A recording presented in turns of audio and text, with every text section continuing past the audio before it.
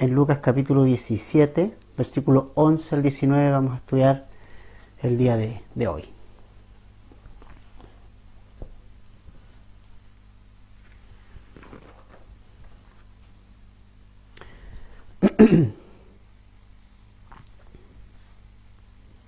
Si ya tienes tu Biblia ahí, recuerda tu vasito, tu galleta. Vamos a leer primero ya y luego vamos a orar y a estudiar. Versículo 11. Yendo Jesús a Jerusalén, pasaba entre Samaria y Galilea, y al entrar en una aldea, le salieron al encuentro 10 hombres leprosos, los cuales se pararon de lejos y alzaron la voz, diciendo: Jesús, Maestro, ten misericordia de nosotros. Cuando él los vio, les dijo: Id, mostraos a los sacerdotes. Y aconteció que mientras iban, fueron limpiados. Entonces uno de ellos, viendo que había sido sanado, volvió glorificando a Dios a gran voz, y se postró en tierra a sus pies, dándole gracias. Y este era samaritano. Respondiendo Jesús dijo: ¿No son 10 los que fueron limpiados? ¿Y los 9 dónde están? No hubo quien volviese y diese gloria a Dios, sino este extranjero. Y le dijo: levántate, vete, tu fe te ha salvado. Oramos. Padre, gracias por este tiempo, por estar con nosotros. Gracias por tu amor, tu misericordia, porque, Señor, a través de estas palabras, Señor, oímos tu voz, escuchamos tu voz directamente hacia nosotros, hacia nuestro corazón. Oramos para que nuestro corazón sea ese corazón humilde, de donde podamos recibir tu palabra de una manera humilde, Señor, examinando nuestro corazón, examinando nuestra vida y entendiendo lo que tú nos quieres decir, para poder practicarla, para poder ponerla por obra, Señor. Gracias. En el nombre de Jesús. Amén. Bueno, ya tienes ahí entonces tu Biblia. Entonces,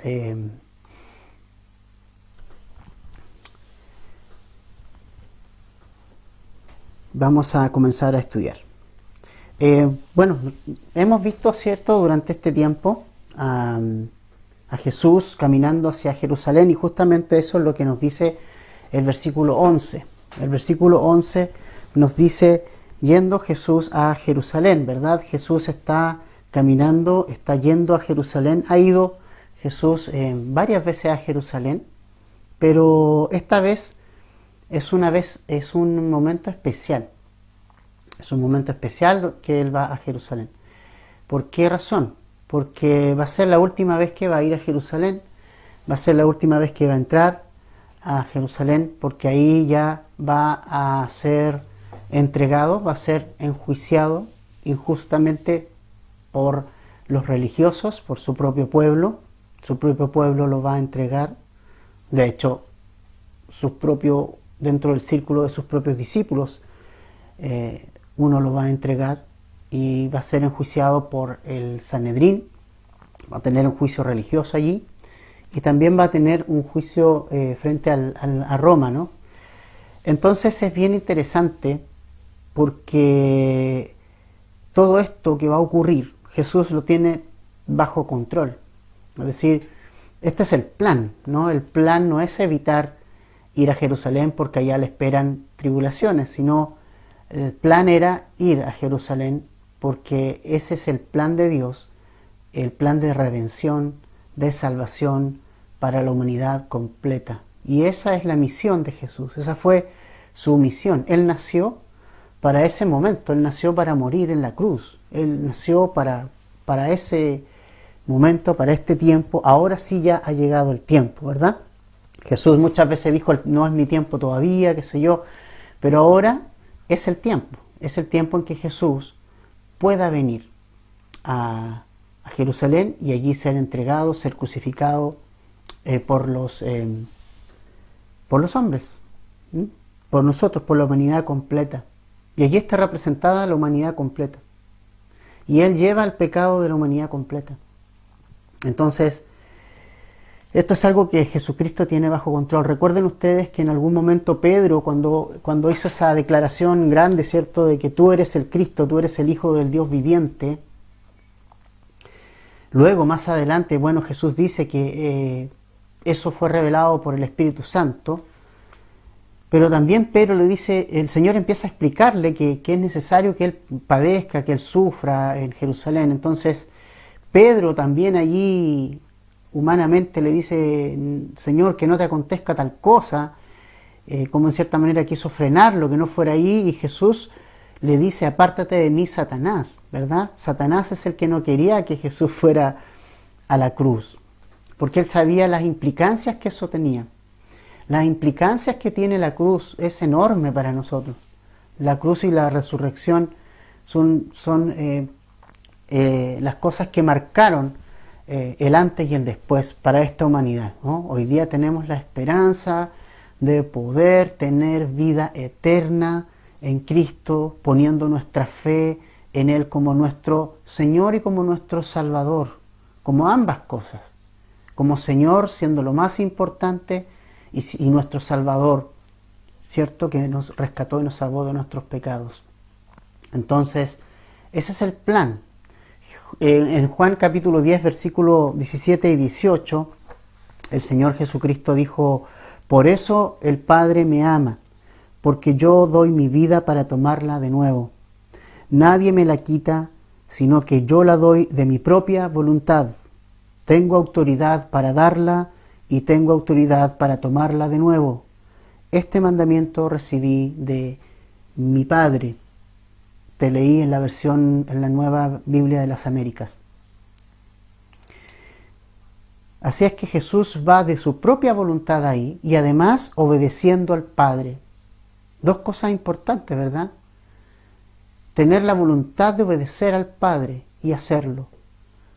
Qué distinto es cuando nosotros obedecemos al Padre, cuando obedecemos al Señor.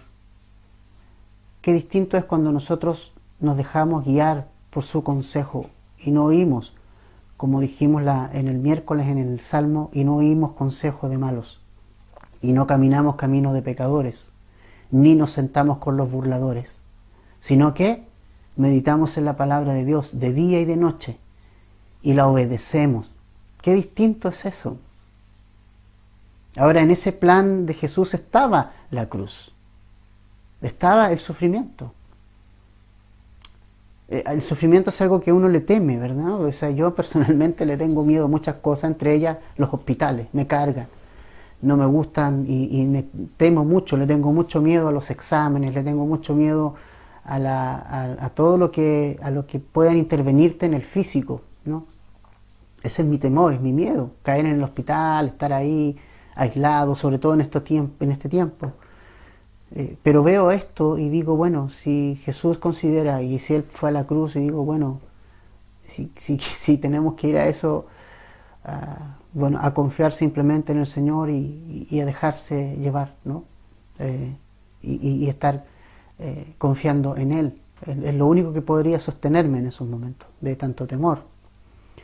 Pero es interesante esto, que Jesús va a Jerusalén porque era el tiempo. Es decir, Él está... es el mandamiento que recibió del Padre. El mandamiento que recibió del Padre fue: ve a la cruz, da tu vida, ¿no? Y también está la voluntad del propio Jesús. Dice, yo la doy de mi propia voluntad, tengo autoridad. O sea, también Jesús tenía su autoridad.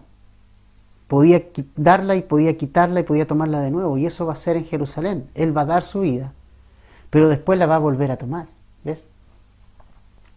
Ahora, es muy interesante este tema, muy, muy interesante.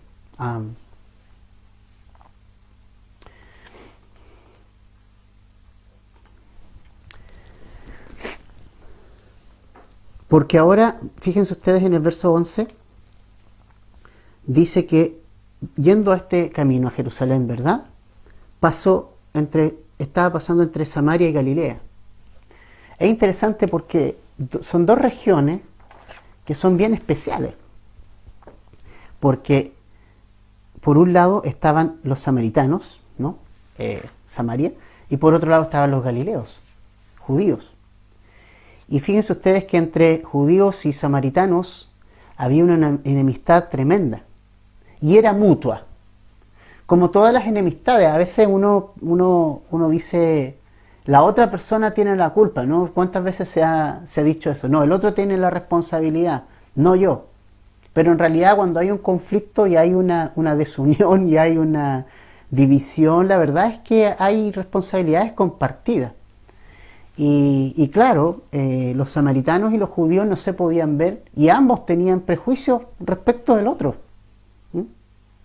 Pero una cosa que, y si ustedes recuerdan bien, bueno, había era tanto el tema de la división entre estos dos pueblos, samaritanos y judíos, que cuando los judíos tenían que pasar por una aldea samaritana le hacían el quite, pasaban por al lado, no pisaban territorio samaritano, porque se podían contaminar. Porque los samaritanos eran mezclas de judíos, ¿no? Con gentil, entonces ellos dicen que no los veían bien.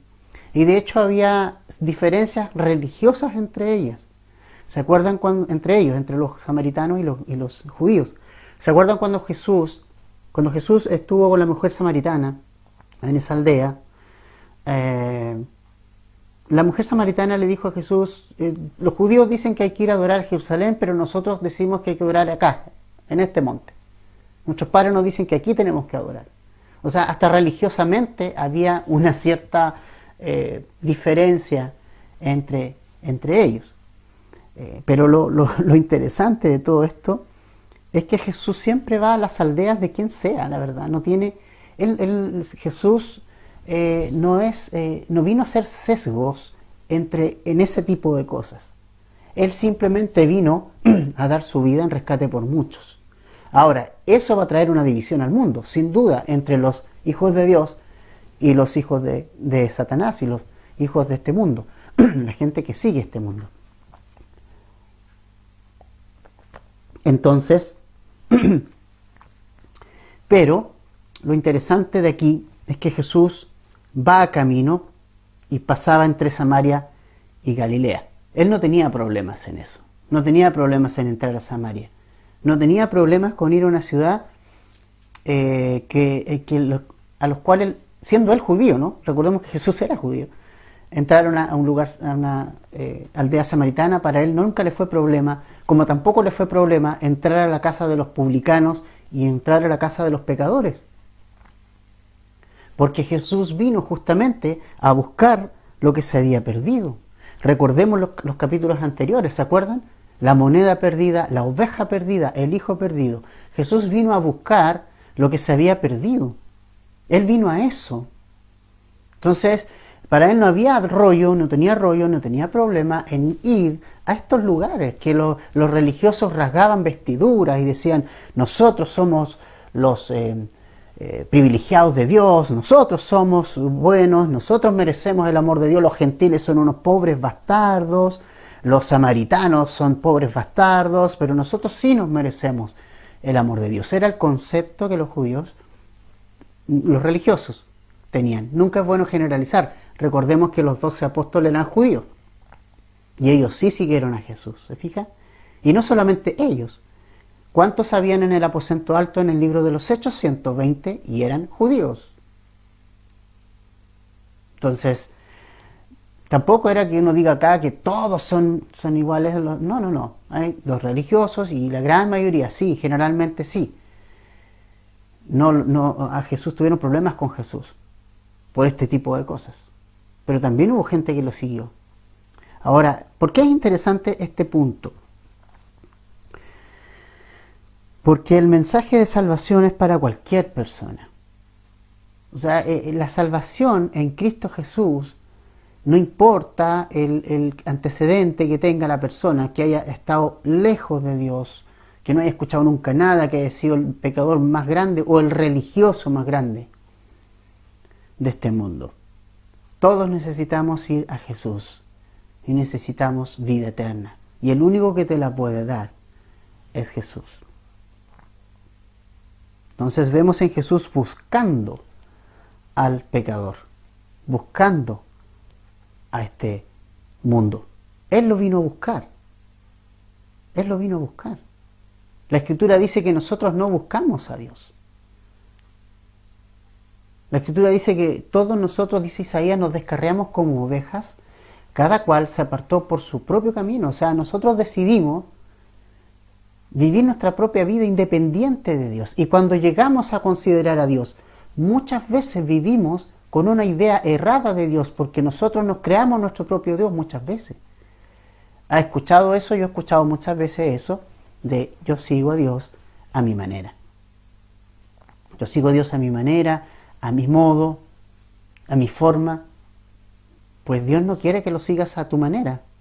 Dios estableció la manera en la cual tú debes seguirlo. De lo contrario no sería Dios, sería un invento. ¿Qué Dios sería aquel que se deja manipular? ¿Qué poder podría tener, verdad? ¿Qué influencia podría tener en alguien? Dios es creador y Él estableció la forma de relacionarnos con Él. Y es una sola. Es cediendo el señorío de tu vida a Cristo, sometiéndote a Él y a su palabra. Ahora, bueno, ¿qué pasó entonces allí? Al entrar en una aldea, ¿ves? Entró en una aldea, él entraba a aldea judía, samaritana. Lo importante es que él venía predicando ya el evangelio de una manera muy potente, porque él ya va a la cruz, ¿ves? Entonces salieron al encuentro 10 hombres leprosos, los cuales se pararon de lejos y alzaron la voz diciendo: Jesús, Maestro, ten misericordia de nosotros. Bueno, aquí hay algo bien interesante. En esta aldea, ¿verdad?, habían 10 hombres leprosos. Obviamente no podían acercarse a ellos. Seguramente ellos iban saliendo, porque recordemos que la lepra era una enfermedad que detectaba el sumo sacerdote. El sacerdote era el que determinaba esa enfermedad, que era considerada impura e inmunda. Si tú vas a Levítico, capítulo 13, anda a Levítico un momento.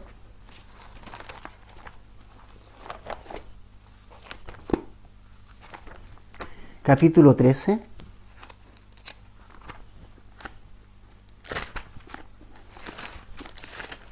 Vamos a los versículos 45 y 46. En cuanto al leproso que tenga la infección, sus vestidos estarán rasgados, el cabello de su cabeza estará descubierto, se cubrirá el bozo y gritará: inmundo, inmundo. Permanecerá inmundo todos los días que tenga la infección. Es inmundo. Vivirá solo. Su morada estará fuera del campamento. Esta era la realidad de un leproso. Una realidad heavy, ¿no? Bien fuerte, porque si tú te aparecía alguna mancha en la piel, puedes leer el capítulo completo si quieres, de Levítico, pero te leí en la nueva versión de las Américas, ya por si es un poquito diferente a la Reina Valera. Pero si te das cuenta, él tenía que presentarse al sacerdote. El sacerdote examinaba la mancha que tenía en la piel, ¿no? Y ahí se explica todo esto en Levítico 13, y allí él tenía que examinar. Entonces, si él consideraba que este era lepra, él simplemente iba a rasgar sus vestiduras, iba a rasurar su cabeza, o descubrir su cabeza, e iba a gritar. Así tenía que gritar: soy inmundo, soy inmundo. Imagínate lo que significa ese peso, ¿no? Socialmente, esa situación de gritar así, de esa manera. ¿Te imaginas en el centro de la ciudad, acá, gritar: soy inmundo, a todo pulmón, y soy inmundo? Era como una manera de que también la gente se cuidara y se para que no adquiriera esa infección. Bueno, aparte de gritar inmundo, inmundo, él permanecía inmundo todos los días que tuviera la infección. Y durante todo ese tiempo que tuviera la infección, tenía que vivir solo. Imagínate a alguien que tuviera familia, que tenía que irse lejos y que tenía que simplemente pasar tanto tiempo sin saber si realmente se iba a sanar o no se iba a sanar. Porque una lepra era una enfermedad grave, que no tenía cura humana, al no ser un milagro de Dios y una cosa muy rara. Por lo tanto, entonces, tener la lepra era una situación muy compleja y muy difícil, que además lo dejaba apartado de todas las ceremonias del templo. Tampoco podía participar de las digamos, servicios en el templo. Su morada también iba a estar fuera del campamento, es decir, iba a vivir en unas especies de refugios junto a otros leprosos, muy lejos de las ciudades, muy lejos de los campamentos, muy lejos de las aldeas. Y estos leprosos están lejos de la aldea, ¿no? Mientras Jesús estaba entrando allí. Ahora, mira qué interesante lo que sucede entonces en nuestro pasaje que estamos viendo. Alzaron la voz, versículo 13. Alzaron la voz, diciendo: Jesús, Maestro, ten misericordia de nosotros. Es decir, desde lejos, ¿cierto? Podemos imaginar, porque ellos no querían acercarse, gritando a todo pulmón. Ellos de lejos observan a Jesús, ellos de lejos observan su esperanza en el fondo, porque no tenían ninguna esperanza. Ninguno de esos 10 iban derechamente afuera del campamento a esperar el tiempo suficiente, pero de repente se les atraviesa Jesús. Y esto es muy especial, interesante. Yo pensaba de manera personal, en el momento menos esperado de mi vida, Jesús vino a mi corazón. Jesús se apareció enfrente mío. Y creo que es la misericordia y la gracia de Dios que justo en el momento indicado Jesús se aparece ahí. Ante estos, a lo lejos, estos leprosos lo ven. Y sabes que cuando llegué al Señor fue algo parecido. O sea, es decir, no tenía por dónde. Claro, tenía antecedentes de Dios y todas esas cosas, pero ya no quería nada con eso, porque yo decía la iglesia es hipócrita, decía todo lo que decía, lo que dicen muchos hoy día, ¿no? Que yo también decía lo mismo, que la iglesia no, que aquí, que allá, que Dios no, etcétera. Pero es como que vi a Jesús de lejos. O sea, es como que tú dices, Jesús estaba perdido para mí, o sea, para mí no existía. Pero como que de repente se te aparece muy de lejito, ¿no? Y como que tú logras ver, y yo empezaba a pensar, ¿será esto real? O sea, ¿es lo que necesito realmente? Porque coincidió con una crisis enorme dentro de mi vida existencial, una cosa que no sabía qué hacer. Quería la música a todo dar, quería ser famoso. Esa era mi finalidad, ser famoso. Al costo que fuera. Al costo que fuera. Y pasaron algunas cosas ahí, fallaron temas de bandas que trataba de hacer, algunos proyectos no funcionaron y ya como que dije, ¿qué proyecto tengo? Y vi a Jesús aparecerse como de lejos y decir, bueno, aquí estoy.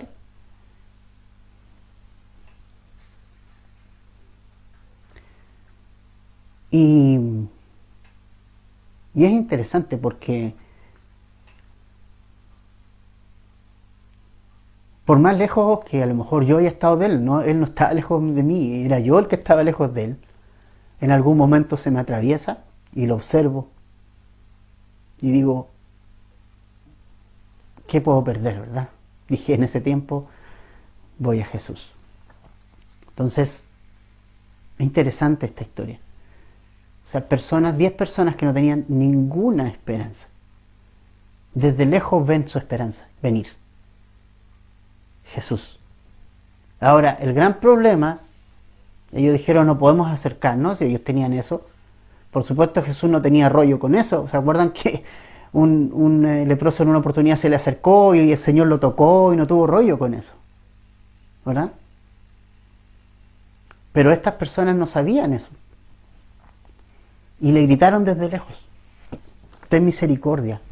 ¿Cuál fue el ruego? Ten misericordia de nosotros. Simplemente eso, ten misericordia de nosotros. Ellos no le piden sánanos, ¿no?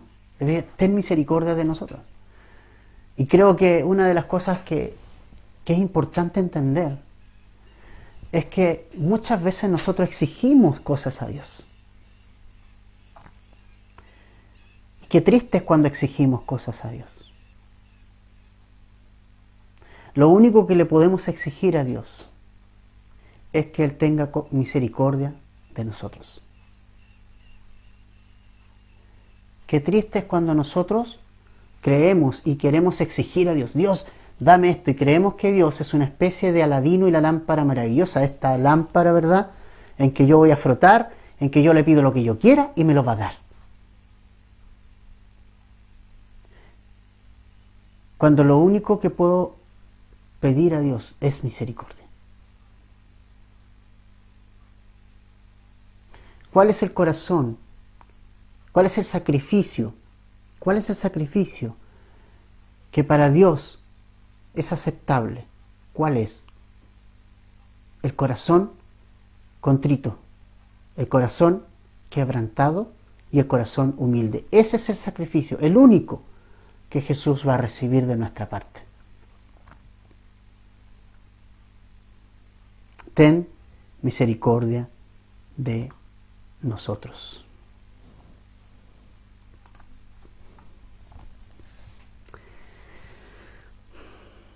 Ahora, la respuesta de Jesús en el versículo 14. Cuando Él los vio, les dijo, vayan y muéstrense a los sacerdotes, y sucedió que mientras iban quedaron limpios.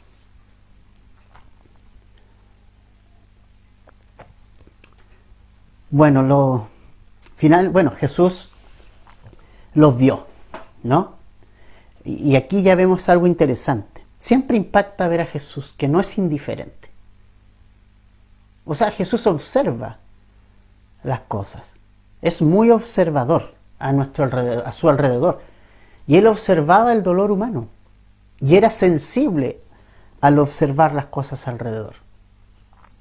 No le da lo mismo los 10 leprosos. No le da lo mismo una mujer con su hijo enfermo. No le da lo mismo la enfermedad, el dolor humano. No le da lo mismo. Recordemos que en el velorio de Lázaro se puso a llorar por el dolor de las personas, lo que significaba para el resto. No le es indiferente a Jesús el sufrimiento humano. No es que Jesús cuando sufrimos aplaude y dice, genial. No. Él entiende por lo que pasamos. Entonces, Él ve a estos hombres, Él los ve. Y cuando los ve, les dice, vayan y muéstrense a los sacerdotes. Interesante, ¿no? Porque podría haber dicho, como lo ha hecho en otras oportunidades, ustedes son sanos, ya, ¿no? Podría haber dicho desde lejos, ustedes son sanos, listo, ya están sanos, ¿no? Como lo ha hecho en otras oportunidades. También Él podía sanar a distancia. Recordemos que el centurión, cuando se acuerdan del centurión, tenía a su siervo enfermo y vino a Jesús y le dijo, no entres en mi casa porque no soy digno de que tú entres en mi casa, pero yo soy una persona que tiene autoridad y yo sé que tú también la tienes. Tú tienes autoridad, solamente di la palabra y mi hijo va a ser sano. Entonces Él no necesitaba estar presente ni acercarse a los leprosos para sanarlos. ¿Ya? Pero aquí hay algo interesante que nos va a enseñar algo muy importante. Vayan y muéstrense a los sacerdotes. O sea, aquí no vemos que Jesús, a pesar de poder sanarlos a distancia, Él tiene todo el poder, pero les pide que vayan al sacerdote. ¿Por qué? Porque Él también quiere ver la obediencia de ellos. Fíjate qué importante. Aquí hay una lección importante. Fe en Jesús es obedecer a Jesús. La fe y la obediencia van de la mano. O sea, no puedes hacer de tu fe una, podríamos decir, no podías halagar tu fe, ¿no? Hay muchas personas que dicen, yo tengo una gran fe. Una gran fe, tener una gran fe significa simplemente tener una gran obediencia a la palabra de Dios. Fe y obediencia van juntas, no van separadas. Si tú dices tener una gran fe, es porque entonces eres súper obediente a la palabra de Dios, ¿no? Porque eso es fe. Fe es creer la palabra de Dios, su palabra, y obedecer esa palabra. Eso es fe. Eso es fe. Nuestra fe no es una cosa así como en cosas que están en el aire. Nuestra fe no está puesta o no está en esta como cosas que no tienen sentido. Nuestra fe está puesta en cosas reales. Está fundamentada en algo que es real, en la palabra de Dios. En la palabra de Dios. En esa está fundamentada. En ella está fundamentada nuestra fe. Y cuando entonces yo tengo fe en las Escrituras, voy a ser obediente a lo que me dicen. ¿Ve? Por eso cuando estos leprosos dicen, mientras ellos iban, en el verso 14, la segunda parte, ellos fueron limpiados. No antes. ¿Por qué? Porque es la obediencia a la fe.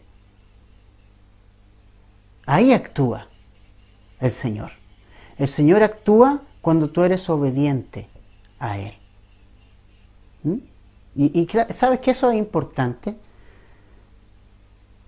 porque a veces externalizamos o lanzamos toda la responsabilidad de nuestra vida espiritual en lo que Dios haga. Y yo te pregunto, ¿tú crees que Dios no quiere que tú des fruto? ¿Crees que no quiere? Entonces, cuando no damos fruto, muchas veces decimos, ¿por qué Dios no hace algo en mí? Jesús tiene la respuesta aquí, porque no ha sido obediente a la palabra.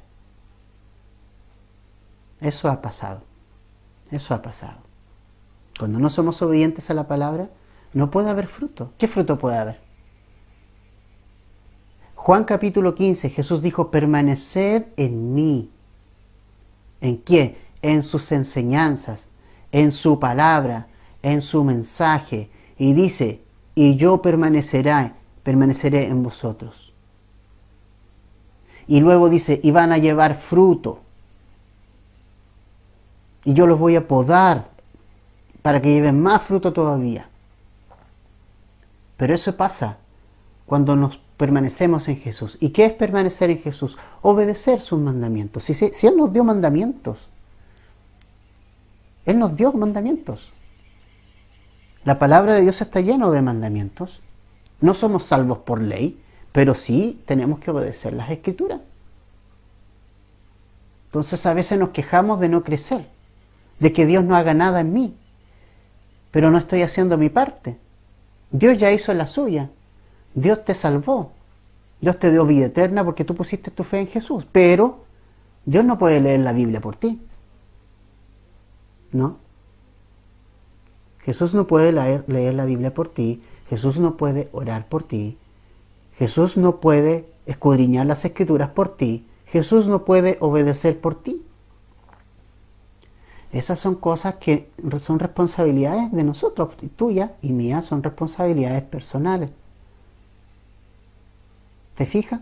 Entonces, ¿por qué Dios no hace algo a veces en nosotros? Porque simplemente no estamos obedeciendo su palabra. Estás acumulando conocimiento de las Escrituras, y cada día que nosotros acumulamos conocimiento de las Escrituras, cada vez más nos hacemos responsables de lo que escuchamos y no practicamos. Fe y obediencia van juntas. Versículo 15. Pero ¿qué pasó? Porque aquí la historia da un giro. Entonces uno de ellos, al ver que había sido sanado, uno de ellos, se volvió glorificando a Dios en voz alta. Imagínate esa imagen. Imagínate, este hombre vio su vida y dijo, vio sus manos y dijo, o sea, estoy sano, ¿ves? Y finalmente dice que fue impactado por eso y en gratitud volvió glorificando a Dios. Es decir, este hombre marcó una diferencia. La diferencia que marcó con los 9 es que, primero, vio que había sido sanado. Es decir, puso atención en lo que Jesús hizo en su vida. ¿Se fija?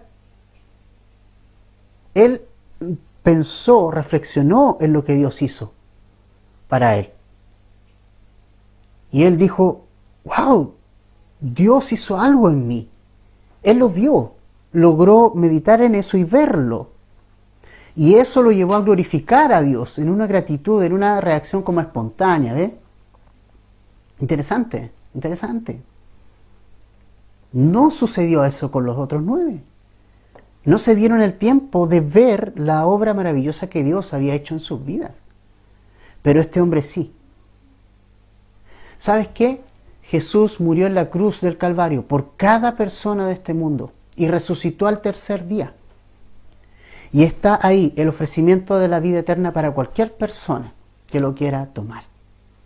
Pero solo aquellos que se detienen a pensar en eso y a ver lo que significa la cruz de Jesús, de ver lo que significa el perdón de nuestros pecados, son los que lo toman y son los que glorifican a Dios.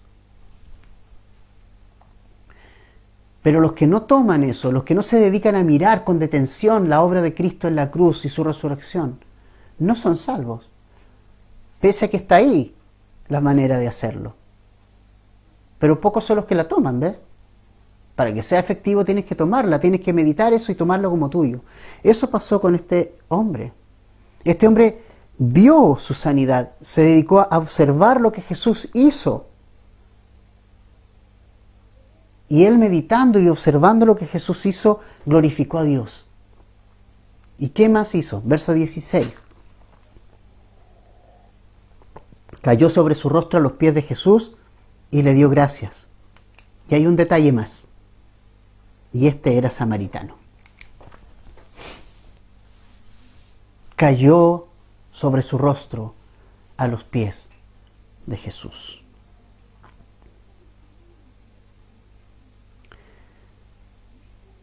Este es el más bello cuadro de un hombre impactado por la gracia de Dios sobre su vida.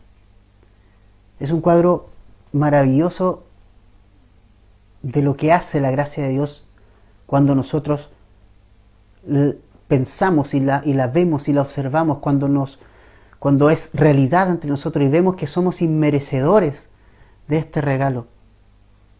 Lo lógico es hacer lo que este hombre hizo. Ir a los pies de Jesús. Poner su rostro a los pies de Jesús. Él hizo algo más que el resto. Pensó, vio lo que Jesús hizo en su vida, lo que Jesús hizo por él, glorificó a Dios y se puso a su disposición. Porque ponerse a sus pies, su rostro en pies, a sus pies significa humildad y sumisión total y completa. Él está entregando su vida a Jesús aquí.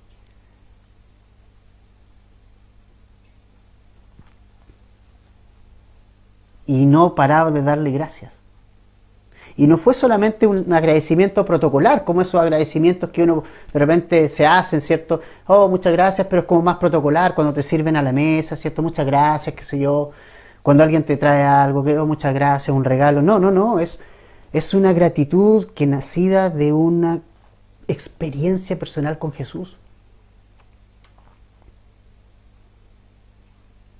Es una reacción al amor, a la gracia y la misericordia, a la obra que Jesús hizo en la vida de este hombre. Ahora yo te pregunto, Si Dios ha hecho una tremenda obra en tu vida, dándote una nueva vida, no es extraño, o es muy extraño que nosotros no nos pongamos a sus pies.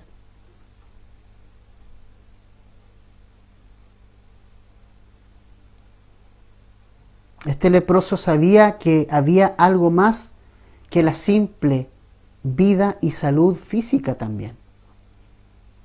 Que Jesús era algo más que sanar físicamente, sino que había una vida espiritual, había una realidad espiritual detrás.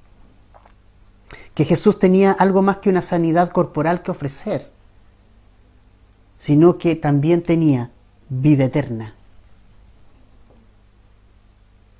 La gran sorpresa es que este hombre era samaritano.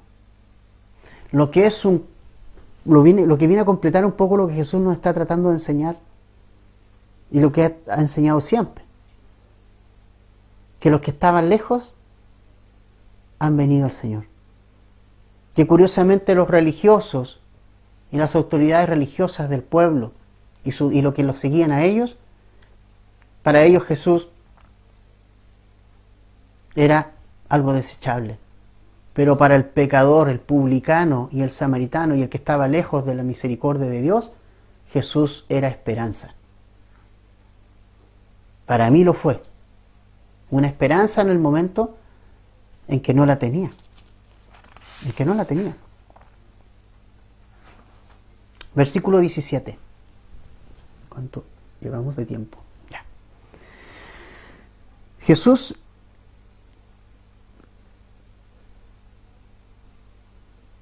le preguntó, ¿no fueron 10 los que quedaron limpios y los otros 9 dónde están? ¿No hubo ninguno que regresara a dar la gloria a Dios excepto este extranjero? Entonces le dijo, levántate y vete, tu fe te ha salvado. Salvado.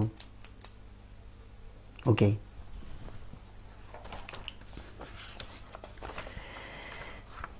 Pese a que hubo 9 leprosos más que recibieron exactamente lo mismo que este hombre. Todos recibieron lo mismo.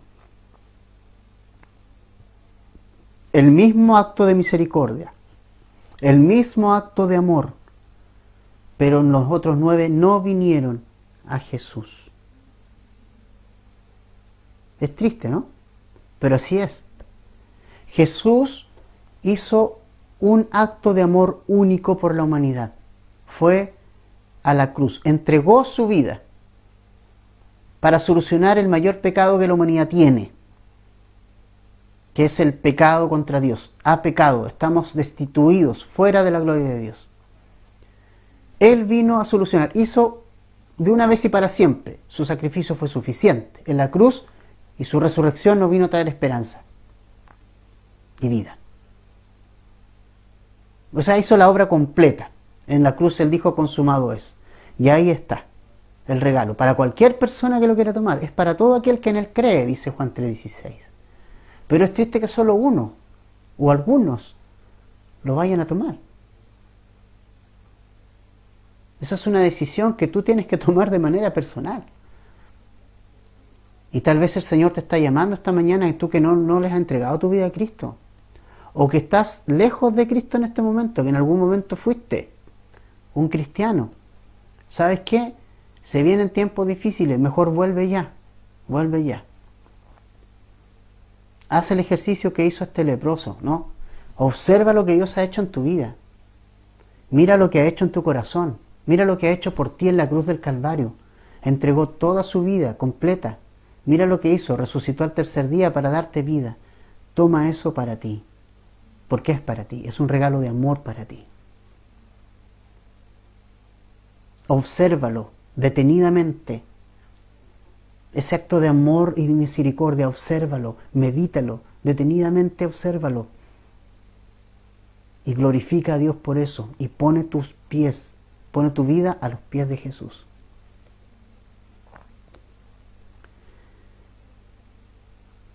Ahora, interesante. La sanidad fue real para los 10 leprosos. O sea, los 10 fueron sanos. Pero la salvación fue realidad solo para uno.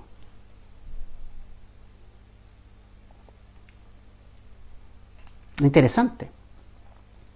El hecho que Dios haya sanado a los leprosos o a cualquier persona no significaba con eso automáticamente que las personas se convertían en discípulos de Jesús. Jesús sanó a miles de personas, muchas personas, y muchas de esas personas a quien Dios sanó, a quien Jesús sanó, nunca fueron sus discípulos.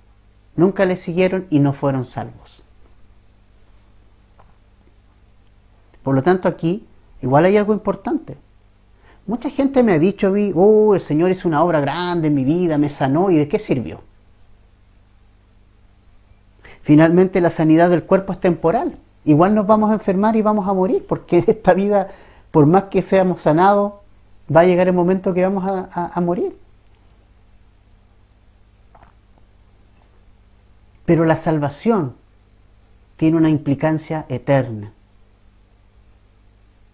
Trasciende esta vida, trasciende este cuerpo mortal y va a lo que viene después, a la eternidad.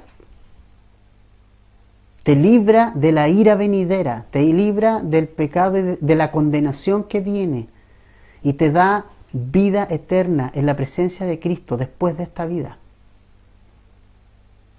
En cambio, la sanidad física te va a dejar vivir un poco más de tiempo, pero vas a morir igual. Pero si estás muerto espiritualmente, vas a condenación en la otra vida.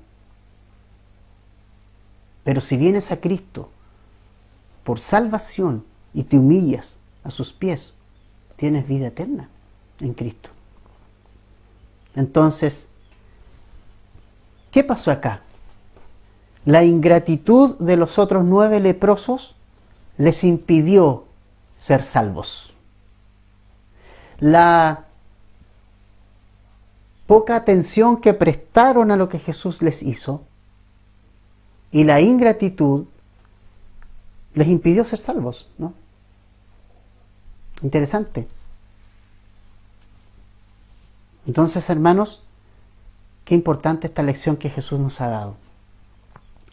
La sanidad fue real para 10, pero la salvación solo para 1. La salvación fue solo para el que observó lo que Dios había hecho en su vida, lo que Jesús había hecho en su vida.